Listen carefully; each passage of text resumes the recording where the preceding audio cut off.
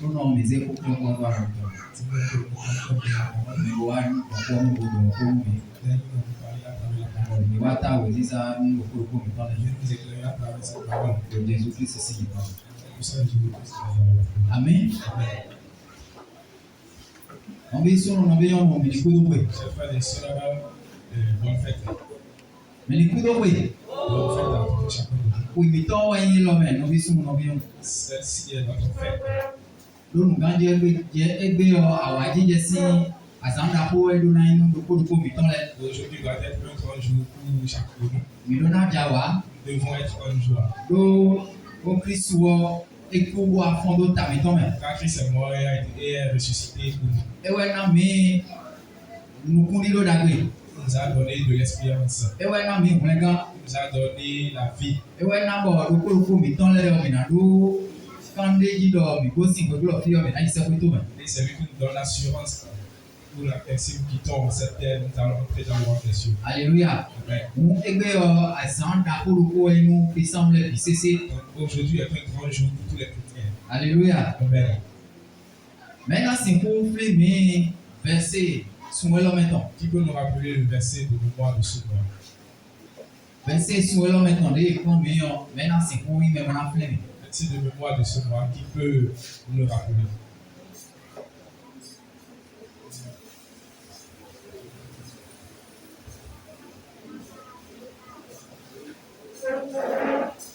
Jean chapitre 15, verset 14.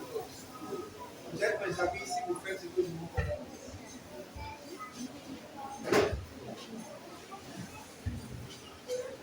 Mais il y a des menus ici.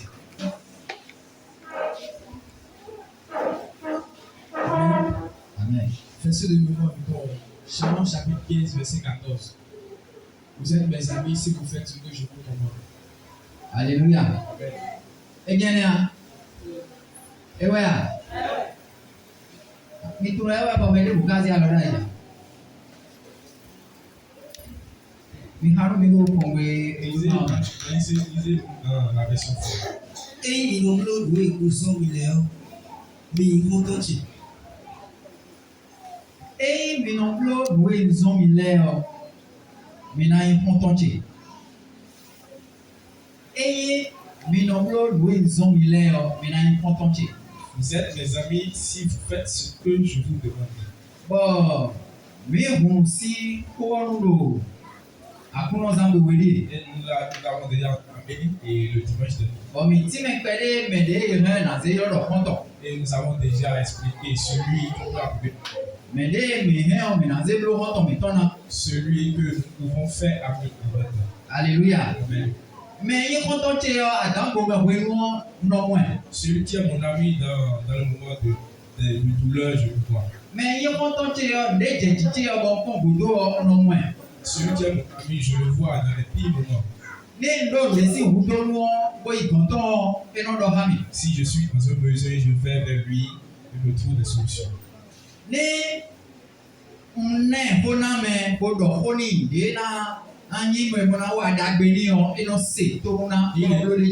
écoute quand je lui donne des exhortations. Et ici, chez frères et sœurs, Jésus-Christ, la bonne nouvelle qu'il nous a apportée, la nouvelle loi qu'il nous a apportée, nous dire, nous qui sommes chrétiens, nous dire, nous qui sommes enfants de Dieu, parle nous qui envisageons entrer dans le royaume des cieux. Et il parle en disant, avant que nous nous soignions sans ses amis, avant que nous soyons ses amis,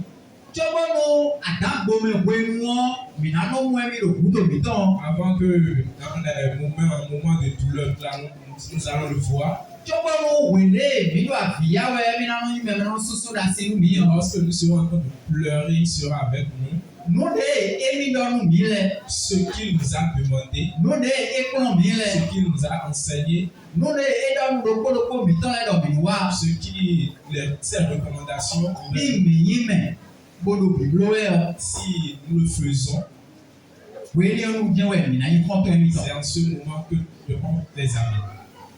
Ni yime, bono c'est ton nous ouais mitan nous le dit Si nous sommes obéissants en ces exhortations, en ces recommandations, oui, nous mina y prend un mitan. en ce moment, nous serons sans ses amis. Alléluia.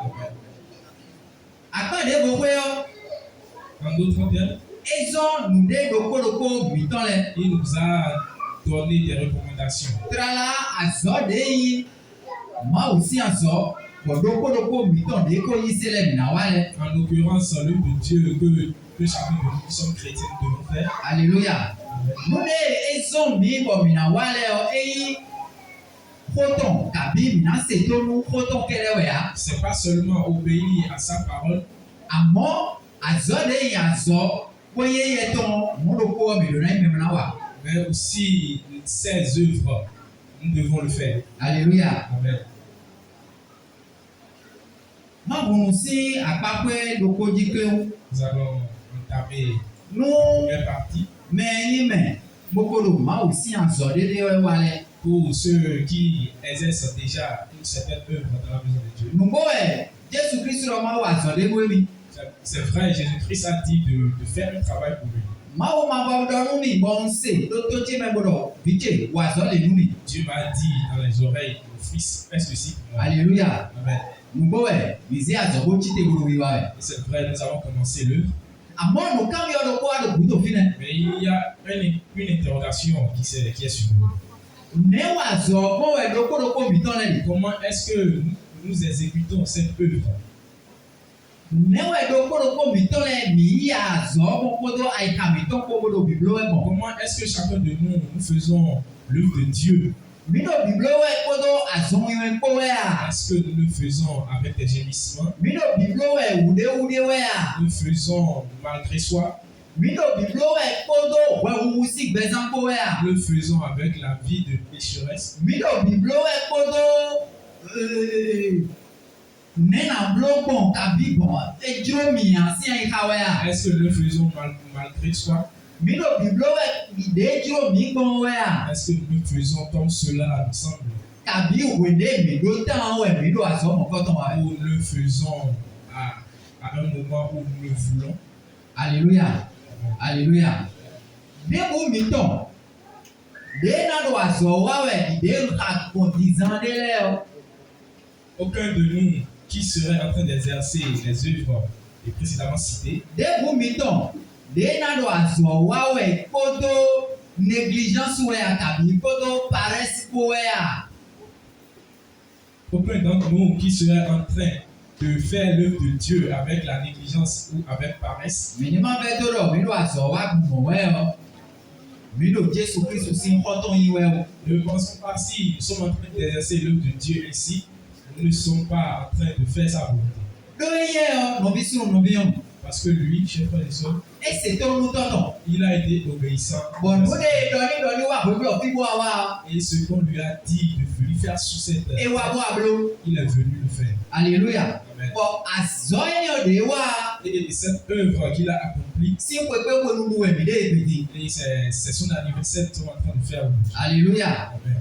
Donc on est lycée et que sans en main. La parole que nous avons entendue ce matin, Et quand on met to ko mi ton Abraham ou on nous a parlé à propos de notre père Abraham. bon we ne ma o ma go.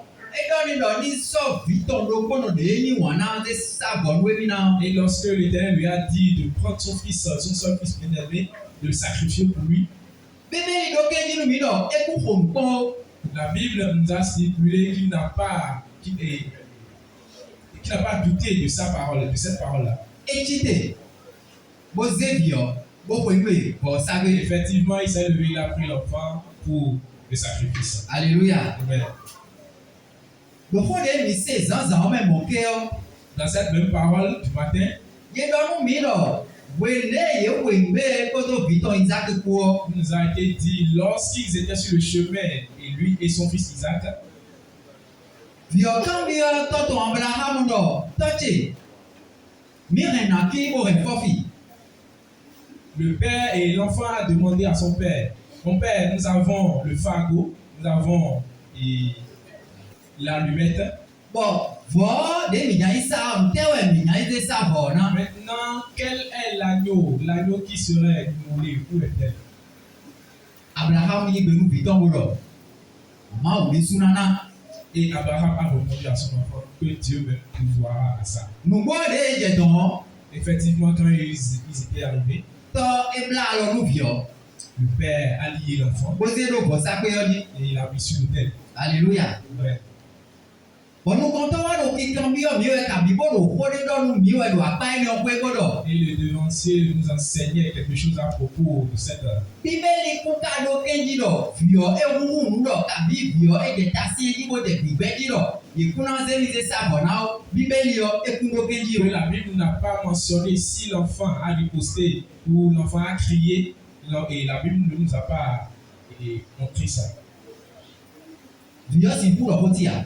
L'enfant ne peut rien dire. Alléluia. Dọ́ọ̀nù jíjẹ ẹ̀jẹ̀ lọ alẹ́ nu kókó mẹ́lẹ̀ bí sẹ́sẹ́ yọ. Parce que les événements précédemment dans la parole de Dieu, Bíbélì ló kéjì nù mí lọ xlẹ́ lùwẹ́ ló lu kọ́mi mo jàwé lẹ́tọ̀ wẹ̀. parce que la Bible nous a montré que ce sont les événements qui arrivent dans le futur. Alléluia. Lóhùn tó ẹ̀ Isaac ma sì kẹ́nu àwọn. C'est pourquoi Isaac ne peut pas ouvrir sa bouche. Lóhùn tó ẹ̀ ẹ ma sì kú ìmẹ̀mẹ́ra wúhùn lọ à. C'est pourquoi il ne peut pas murmurer. Lóhùn tó ẹ̀ ma sì kú gbẹ́rẹ̀ kúná sẹ́mìsẹ́ sàbọ̀nà wà. C'est pourquoi il ne peut pas refuser qu'il soit sacrifié. Wetɔnu wɔ nɔvi sunu nɔvi nyɔnu. En son temps, chers frères et sœurs, Wele xlẽ mi yɔ de ko yi xlẽ ko eko de xlẽ Abraham wa le nuƒoƒo me yɔ. Wele dza awoe ye dza afɔtɔna de gbe Jesu Kristu dza afɔtɔna de gbe yɔ. du moment où Wende Isaac ye bla alɔni tɔtɔ bla alɔni ko ze do fɔ sakpe yɔ di yɔ nude wo tu ɛma ƒuƒu nu do wa. lorsque Isaac a été lié et a été mis sur l'autel, c'est pourquoi il n'a pas murmuré. Do nu de yi nuwo dze do ale nuƒoƒo me le yɔ xlẽ wɛ nyi ko do nu kɔmɛ bo dza wɛ na dze gbe wutu Parce wɔ. que tout ce qui s'est passé dans l'Ancien Testament, ce sont des révélations en quelque sorte, des choses qui se produiront dans le futur. Wende numukɔtɔ wa dza na dze gbe yɔ do ale nu yɔyɔ me bɔ Jesu Kristu dzi yɔ. Maintenant que ces choses veulent se produire maintenant par Jésus-Christ, Bíbélì ló kéjì nu mi lɔ. et la Bible nous a montré Wende gãwo ko bɔ Jesu Kristu ezi akrozu gbãtɔ bo dze yi dzi yɔ. que lorsque l'heure a sonné et Jésus-Christ a pris la croix, Ye gbato mɛ ni. on l'a giflé, Ye tutɔ n'o tutɔ. on a craché sur son visage, Ye gãba bo ko ina bo dza o tutɔ bi sese. on l'a correctement fouetté, Ye wa nu lɛ bi sese ni. on lui a tout fait. E kɛ nu de ya. Est-ce qu'il a riposté? E kɛ nu de ya dzi. Est-ce qu'il a riposté? E dɔ ko de ya. Est-ce qu'il a dit quelque chose? E gbɔ nu mɛ de ya. Est-ce qu'il a dit quelque Yes. chose? Yɛlɛ bo ayi mɛ bo dɔ ko de dzi nu bi do Efesi do Philippiens si wema mɛ bɔ minɛ ka di zan de. On nous a encore enseigné là-dessus sur le livre de Philippiens. Philippiens, Philippiens chapitre 2. Philippiens chapitre 2, Mina bɛ si ihamɛ tantɔngɔ nu mi. à partir du 8e verset. Philippiens chapitre 2 verset 8.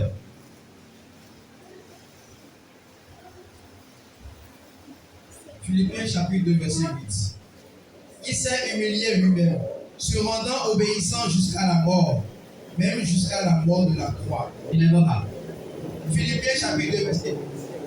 Il s'est humilié lui-même, se rendant obéissant jusqu'à la mort, même jusqu'à la mort. Mort de la croix. Fɔmɔlima.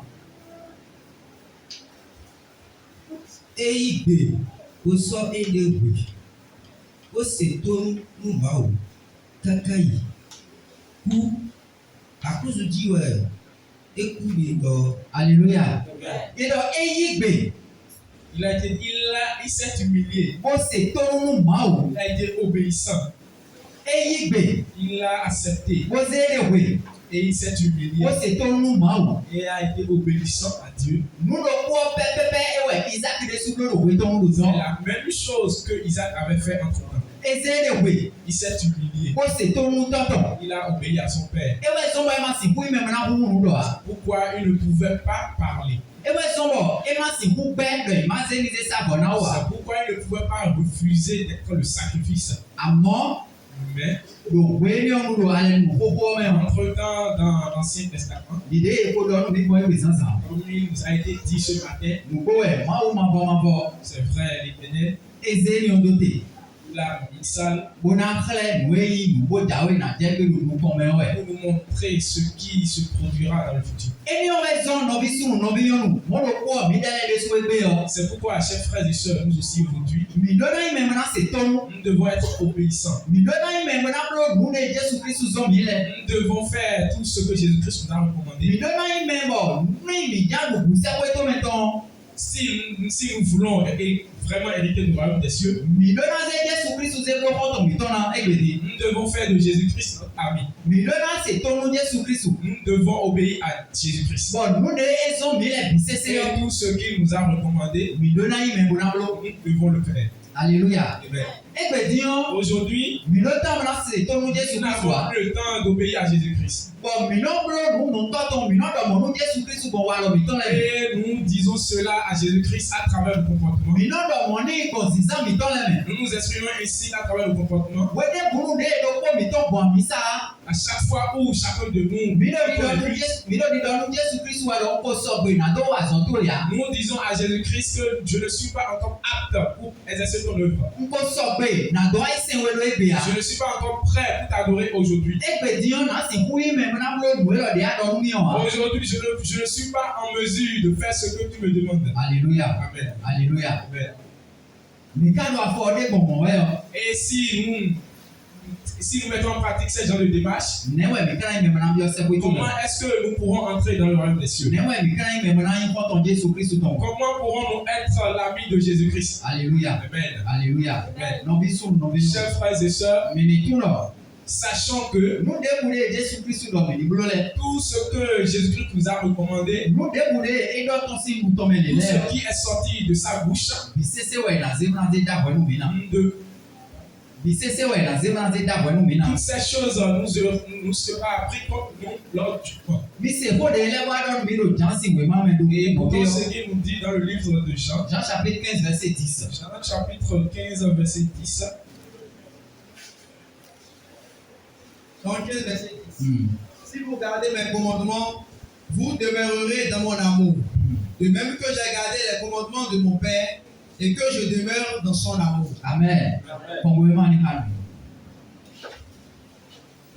Hei bi seche leo binano wanyi chibe ni mi seche le o mi na no wa yin cheme alléluia Amen. ni mi seche Si le vous gardez mes commandements, mi na no wa yin vous cheme demeurez dans mon amour. e do yin we do Cela veut dire, ni me de ma yin Jesu Christu si se le a si quelqu'un ne pratique pas les recommandations de Jésus-Christ, e si ku me na no wa yin to il ne me peut jamais être dans son amour. me de ma yin Jesu Christu si se le a S'il n'observe pas ces commandements, ni ma wa mo pa mo do mi yin wa nu Jesu Christu o qu'il ne se dise même pas qu'il est ami de Jésus-Christ. ye ma ka yin wa nu Jesu Christu a Et s'il n'est pas Jésus-Christ, Jesu Christu de so si bu yin wa tia Jésus-Christ ne l'aimera pas en retour. alléluia Amen. mes amis Continue.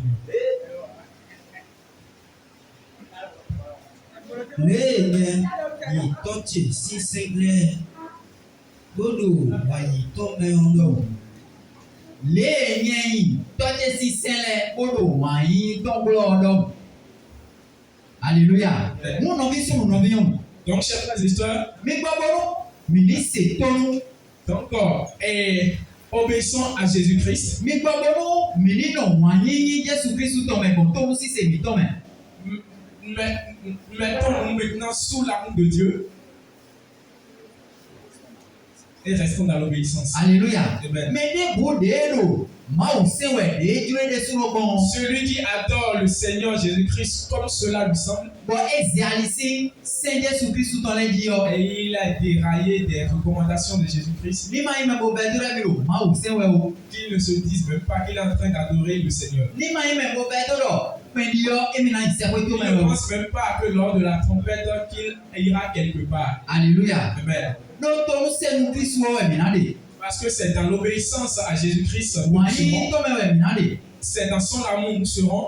bo yemi mena no poko do mi go Et l'Esprit Saint sera avec nous. bo yemi mena do mutu mi Et l'Esprit Saint nous marquera de son bo sang. ni ko mi to na yin na do gbe we ma Et notre nom sera écrit dans le livre de vie. bo se ko to me si mutu na do mi wu Et le sceau du ciel sera sur nous. we ni onu do ko no e C'est en ce moment, ni pe ni yo si la trompette sonne, ye na se mi bo mi na go si nous serons enlevés de la terre. no bi sum no bi Chers frères et sœurs, chers frères et sœurs, egbe yo aujourd'hui, parce ko asi ko du we mi de aujourd'hui c'est la Pâque que nous fêtons. egbe yo Aujourd'hui, Brengan mi to si ko du we mi de nous fêtons notre salut. ni mo pa bo no mi ni du brengan yo si gu Donc, héritons maintenant de ce salut bon to nu si se mi to me par l'exercice de la recommandation de ni ko Jésus-Christ. no mi ni du brengan yo si gu Maintenant, héritons de ce salut bon quand ti jáde mi do ko to Jésus Christ o ko par le lien que nous avons avec Jésus-Christ. mi ni ma lo bo no azo Christ to ni wa yi mi wa do bo me o N'acceptons jamais que l'œuvre que nous avons accomplie pour Jésus-Christ soit vaine. mi ma mi bo bo no Christ si azo ni ma wa yi mi wa do bo me o Faudrait pas que l'œuvre de Jésus-Christ soit en vain. Alléluia. Amen. Jésus Christ ni to nu do ko mi ton la Amen. no bi sunu no bi yo parce ko asi ko Chers frères et sœurs, la fête de la Pâque, nínú yín àwa jíjẹ sí nínú mi que cela soit quelque chose de réjouissant. nínú yín pèdé bọ mìnàzé jàwánà Que cela soit une fête à travers laquelle nous mettons en joie kótó kí wọn tó wíwé sí gbẹ̀zápò avec la vie de la sanctification, kótó tó ń ṣiṣẹ́ sí gbẹ̀zápò avec une vie d'obéissance, kótó wọ́n yín sí gbẹ̀zápò avec une vie d'amour, kótó wọ́n yín nínú oṣù sí gbẹ̀zápò avec l'amour du prochain. alléluia Amen. alléluia Amen.